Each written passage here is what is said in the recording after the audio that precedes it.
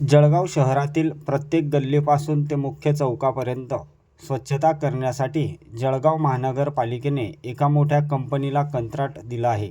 मात्र शहरातील महाबळ परिसरातील देवेंद्रनगर येथे कुठलाही कर्मचारी किंवा कंत्राट दिलेल्या कंपनीमार्फत स्वच्छता होत नसल्याची धक्कादायक बाब उघडकीस आली आहे. याबाबत काही नागरिकांनी दुसऱ्या प्रभागातील नगरसेवक नितीन बर्डे यांच्याकडे आपली व्यथा मांडली आहे.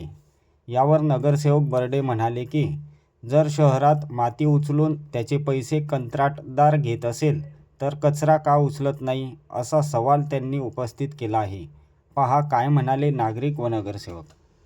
तुम्ही मार्केट साफ करायला जाता, पुऱ्या गावातले मजूर घेऊन जाता, ते मार्केटवाले तुम्हाला काही गोष्टी आहे, हे लोक टँक भरतात, हे कोण साफ करेन? बरोबर अधिकार घंटा गाडी येते पण ती 2 दिवसाआड 1 दिवसाआड येते, पूर्ण भरलेली राहते आणि इकडचा कचरा उचलला जात नाही आमच्याकडचा पूर्ण.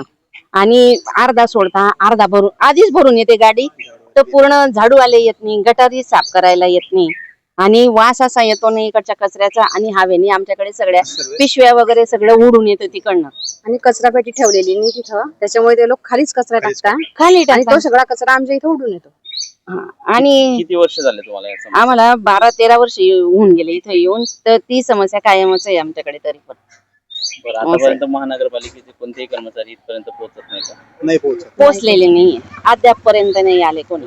आणि आमचे मामा होते तोपर्यंत सगळे जण येऊन जायचे, पण ते म्हणतात आमचा वार्ड नाहीये आता, म्हणून ते आता हे बर्डे मामा आमचे मामा येतच होते आतापर्यंत, पण ते इकडच्या भागात नव्हते ना, कारण त्याचा वाट बदलून जातो, त्याच्यामुळे ते म्हणते की असं आहे का.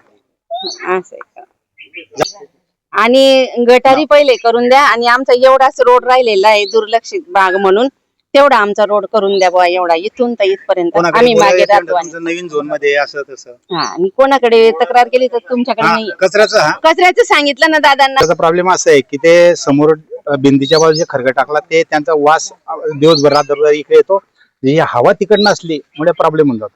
जशी हवा देते कचरा प्लास्टिक वेस्ट जे टाकलं ते समोर येऊन जातं आणि ते आल्यानंतर गटरामध्ये जातं. गटरामध्ये रोज दिवसातून 2 ते 3 वेळा गटर काढावा लागतो आणि सकाळी आम्हाला स्वतः झाडू मारावा लागतो. दिवसातून 2 वेळा सकाळ संध्याकाळ झाडू मारावा लागतो आमच्या बाजूला. त्यांना झाडूवाल्यानं म्हटलं तर ते हा भाग आमच्या एरियात येत नाही. नगरपालिकेला आमच्याला इथे कोणचं माणसं दिलेलं नाही. काय करायचं मग? नितीन भाऊला सांगितलं, नितीन भाऊ म्हणता आमचा वार्ड 12 नंबर वार्ड आहे, तिकडचा आहे, तुमचा 13 नंबर वार्ड आहे. इकडच्या नगरसेवकाला सांगवा. नगरसेवक कोण आहे? ते आतापर्यंत मराठी जे होते, आता तायडे ते सूर्यकाय तायडे ते बरेच आधी तरी येत होते, आता त्यांचा वाट बदल म्हणते येत नाही. ते मग चक्कर मारतात, पण आमचे नगरसेवक इकडे आलं तर कधी तयार नाही. तुमचं नाव सांगा. नाव काय? सूर्यकाय तायडे आणि देवकर भाऊ नितीन सपकाळ. आपलं नाव? अर्जुन पितांबर रेडे, नगर देवेंद्रनगर, प्लॉट नंबर 1 गट नंबर 463.